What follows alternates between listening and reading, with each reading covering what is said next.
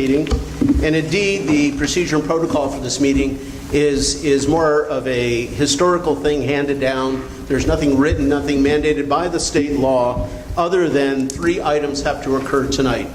New board members have to be seated, new officers have to be elected, and the date and time and location of our meetings for the next year have to be detailed. And I'd like to say that it is an absolute honor to be elected by the community for this position. You will be in charge of a $76 million organization on behalf of the community, and that's not a trifling sum. We have the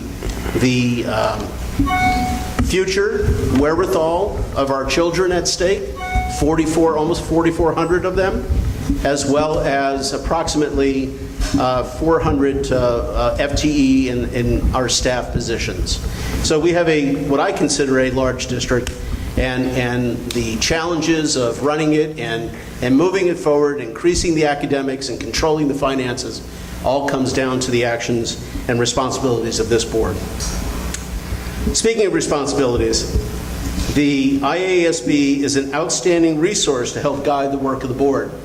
And we will be mentored by them, in specific Barb Tony, on May 30th, where we will be having a board get-together discussing board conduct and governance. On June 12th, this board will have a board orientation with our attorney, Tony Loisy, who will be going over various legal aspects to get the board familiar with our role and our positions and what we should and should not be doing. Speaking of policies, this board has many policies with which it is to be governed. Policy 2:80 is the oath of office. And tonight we're going to do something a little different. We're going to all say the oath of office, inasmuch as that there are various items in that oath that all of us need to enumerate and adhere to and understand. Furthermore, we have 7 other policies in our policy manual that relates to board conduct. 2:20, 2:30, 2:40, 2:50, 2:81, 2:110, 2:200. So there is a lot of governance in our policies already to help guide the conduct and the governance of this board. This meeting has been scheduled inasmuch as that 21 days after the election, the district was notified as to the winners of that election. 28 days after the election, the state mandates that this district hold this ceremony, this organizational meeting.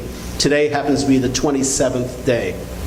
So we are here tonight in order to follow state law, seat our board members, elect our officers, and state the date and time and location of our meetings. The first item that this board has to consider is selection of the President Pro Tem. Any of the seating board members can be nominated as President Pro Tem. The President Pro Tem will conduct the meeting only until such time that the board elects its president. At that time, the newly elected board president will conduct the meeting. So that being said, I would suggest that any one of us, inasmuch as we're not necessarily board members yet, the oath of office hasn't been taken for the new folks, anybody can make a nomination for President Pro Tem. I nominate you. Thank you. I will accept it. Okay. The next item is moving right along. Once the President Pro Tem has been selected, is the oath of office. Now, does everybody have a copy of that in front of them? What page is that? It's in your packets. Yeah. And if you Page look 4. on page 4, yes. We all there? You all have page 4? No. If not, Eastman, Tom, if you could share a little bit. I don't have it in writing. So we can... So much.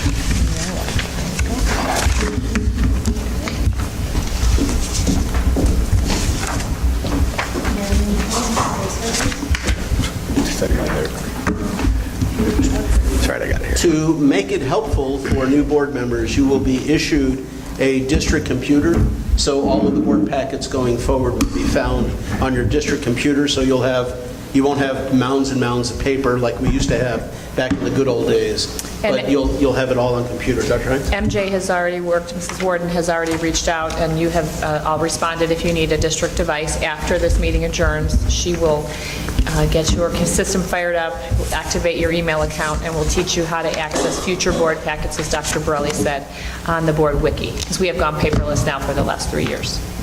Would that timing of the education on the use of computers occur at their individual meetings with or before? We can do it, we're going to do it tonight, because it's just a quick tutorial. You're not conducting any business, you're just learning how to log in. So perhaps right after we take That was the plan. Right after we take the new board picture, perhaps you can break out with MJ and have that taken care of. Great. All right, so if everybody can direct themselves to the oath of office, what I'd like to do is, after I say aye, we'll go right around the horn and we'll individually state your names, and then we'll continue on with the rest of the oath. So I, Easton 2. Ethan Sotos. Richard Biaggi. Anthony Borelli, Mark Egeman. Larry Riles. Alfred Sanchez.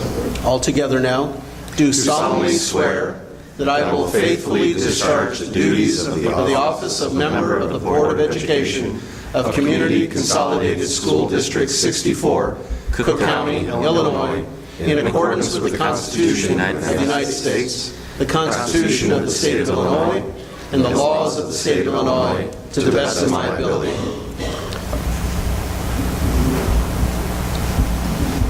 I further swear by. Oh, do you have that on your sheets? All together? Yes, all together. I further swear that I shall respect taxpayers' interest by serving as a faithful protector of the school district's assets. I shall encourage and respect the free expression of opinion of my fellow board members and others who seek a hearing before the board, while respecting the privacy of students and employees. I shall recognize that a board member has no legal authority as an individual and that decisions can be made only by a majority vote at a public board meeting. And finally, I shall abide by majority decisions of the board while retaining the right to see changes in such decisions through ethical and constructive channels. What is also added in policy 2:80 is the IASB Code of Conduct. This was recently added to make certain that everybody is familiar with the recommendations of the IASB and conduct and governance. No need to read that. It's not mandated by the state, but it is part of our policy, and I would expect and recommend that all new board members and old board members, you're all board members now, review that, please. And know that we will also talk about that on May 30th with Barb Toney from the IASB. That will be part of our Starting Right workshop. Now that we have taken the oath of office and we are all newly board members, now we're able to actually open, hi Joel, we're able to now actually open our organizational meeting with a roll call. Mark, since you are the Secretary Pro Tem, would you please take the roll? Okay.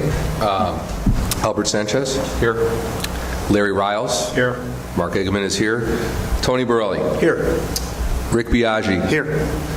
Ethan Sotos. Here. Eastman 2. Here. Very good. Congratulations, your first roll call. So per the Open Meetings Act, we go to the audience as part of our procedure for our public comments. If there's anybody in the audience who'd like to make a public comment, obviously we have very little on the agenda, so whether it's on the agenda or not, please come to the podium. And not seeing anybody, then I would move the board to the next item, and that is the election of officers.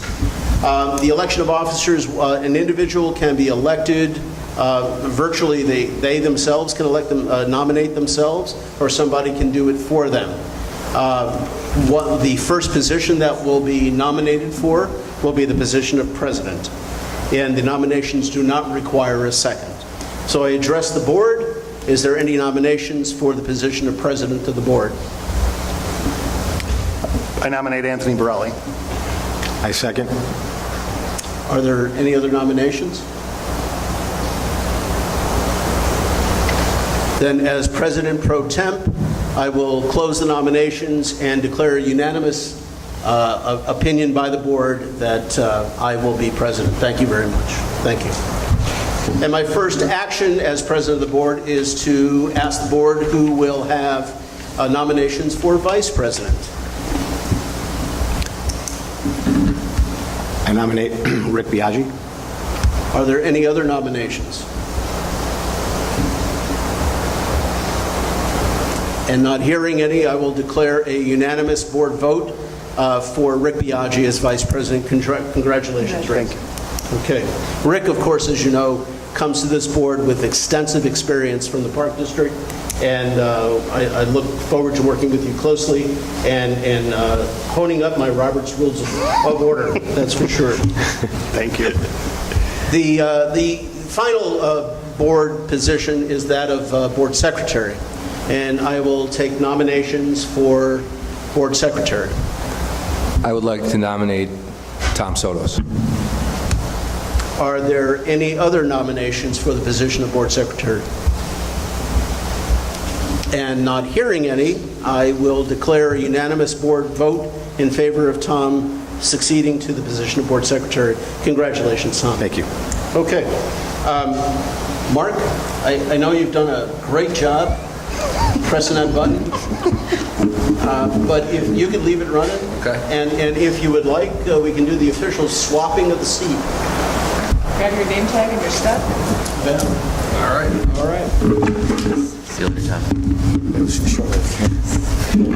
What did I say? Nothing you said, Eastman. Can you get the monster? Okay, you got it. All right, go get the monster. The next item on the agenda, as per state law, is the approval of board meetings. Not only do we have to approve the timing, but we have to approve the date and the locations. In your packets, Dr. Heinz has provided us with some dates and locations. We might want to talk about this for a second.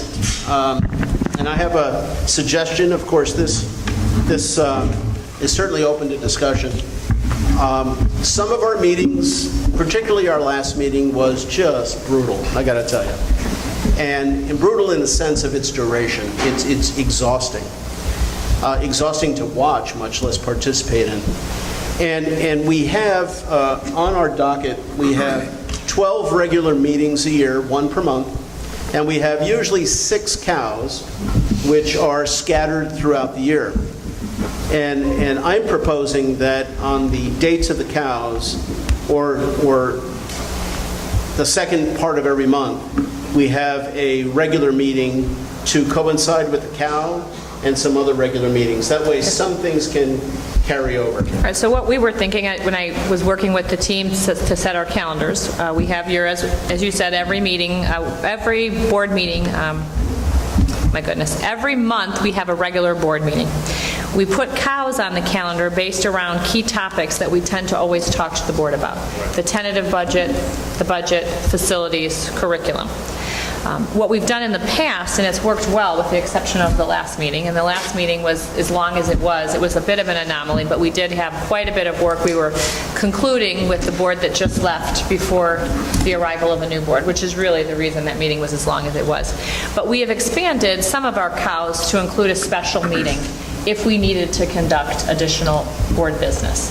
I know when Barb Tony works with the board on May 30th, we're going to talk about the different types of meetings and the different functions and things that take place at those meetings. If we wanted to add or extend any of the meetings, that would typically be, a good time to do so after the new board has a greater understanding of the different types of meetings and the purposes of those meetings. So Yeah. those were our thoughts. Yeah, and really, I'm not far from it. It's just that at a special meeting, we're tied to performing only what's on the agenda. We have no ability to discuss anything outside of what's on the agenda, much less vote on anything else. If it's a regular meeting, we can actually introduce other topics that may come up periodically. So that's the only difference, and it gives us a little bit more flexibility.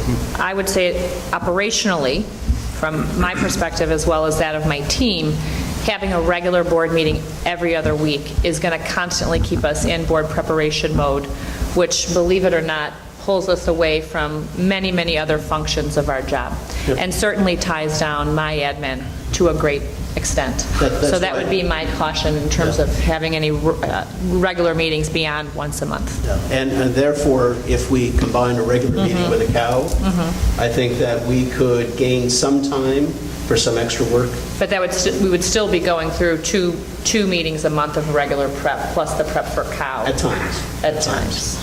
At times. So, Think about it. Yeah. Think about it. we can Just- definitely revisit it. Yeah, because 4 and 5 hour meetings are, And I know in my short, you've been here, twice the amount of time I've been at the table for 3 years, we've had a handful of meetings that were that long. And I said during the ABC, for some of you that came to the ABC meeting to find out about board governance, our goal would be to be more efficient with the time we have and to try to have a nice meeting that flows for about 3 hours. Because let's face it, you're all coming from another job, we have important work to do here, but I don't know that the best decisions are made past 9:30, 10, 10:30 at night. So our target when setting the agendas, which we will continue to do together, would be to make sure that we have the appropriate amount of topics on an agenda and really target about a solid 3-hour meeting. And the better we get with each other, working together and governing oneself, and this group as one, I think we'll be able to achieve that. So, all right. all right, so if we'll certainly talk more about this when we are in front of Barb Tony. I asked the board, think about this, and we'll have a little bit more of a discussion about this, and perhaps Dr. Heinz will also come up with it. I will. And, yeah. I'm putting it down on the agenda. Good, and we'll certainly talk about this again. So we have now completed our state mandated obligations of seating the board, electing its officers, and setting our dates, times, and places of our meetings for the upcoming year. Dr. Heinz, I go to you. Do you have anything to add at this point? Really, we need to just talk about the committees, and the only committee that we have as a board is the policy committee. So how would you like to proceed in terms of determining who will serve? I typically have 2 members of the board serve on my external policy committee team. I have a number of my administrative teams that serve on our internal policy committee. And if I may, I'd like to give the board a little history. When I first started in 2011, there were 24 committees. Every board member was on 4 committees. Those committee members never reported back to the board, however, and a lot of that time I felt was not used to the best advantage for the board. So, the idea of representation is to have information coursing back and forth, and that wasn't happening. So in approximately, was right after you got on, so in 14, we made a change, and we converted. We were going to have a finance committee, we were going to have a facilities committee, communication committee, and a policy committee. Policy committee is pretty important. We decided as a board last time around that we were going to go into the committee of the whole structure for finance, for communications, and for facilities. And that way everybody gets the same information at the same time, and everybody's brought up to speed, and then everybody has a interactive discussion together. That's what the thought was on the part of the board at that time. And please, Mark, Tom, if you have anything to add, please jump in. You were there as well. And so right now we have, as a singular committee, the policy committee. The recommendations for policy changes come down through IASB. They come to the superintendent's desk. She meets with the policy review committee. They go through everything with a fine-tuned comb, and then they come back to the board and make recommendations. You will still have to read them all on your own, so we don't just rubber stamp these things. And we go through them, and oftentimes we have questions, and I usually have the most questions, yes. But the long and the short of it is we will go through these individually, irrespective of the work of the policy committee. Policy committee just kind of gets us up to speed a little bit faster. So that being said, since we have one standing committee, I'd like volunteers to individuals to volunteer for this policy committee. And Mark, I believe you were on the policy committee most recently. I appreciate that. So volunteers. My first go-around, my first 2 years on the board, I was on the policy committee. And I can tell you, if you want to learn a lot about the district really fast, that's the way to do it. So, and if y'all want to think about it, please take your time. If you can send me an email over the course of the next week or two, that's fine, as long as I have that information before our next meeting. And then let me know, Tony, if you'd like me to have Barb talk about committees, because this year, Luann had wanted to, if you recall, start a facility and a finance committee, and that was met with some resistance. We were a little surprised by it, but I know that would be something that she may want to talk to this board potentially during the Start Right workshop about the need and the philosophy behind having a finance and a facility, committees. If I could share my thoughts on that. I think breaking it into committees like that is invaluable to the board. It helps to spread some of the labor, frankly, so that the burden is not all on the president to have to deal with all of those issues all the time, and that labor is spread across other board members who can liaison with the finance director or the facilities director, whatever it is, and then report back to the board. And frankly, that portion of the meeting then related to facilities or related to finance is chaired by Mark, if Mark is the finance chair. It just seems to promote sharing of responsibility across the board, and I think there's some value to at least be discussing And that certainly was our desire, but again, the last time we brought it up, it was met with resistance. So I would propose that we at least broach that subject again to see now with 4 new members. Those would be 3 committees that we would like to see: policy, maintain, and the addition of facility and finance. I'd be all in favor of making sure that that's on the agenda. Yep. So the board has a complete and clear and full understanding and discussion on the use of committees. It's the upside and downside of committees. And something that I found out when we did this about a year ago, any 2 board members who are on a board committee constitutes a regular session. So we have to post it, we have to take minutes. It gets quite involved, and that's not anything that I was aware of in my previous 4 or 5 years on the board.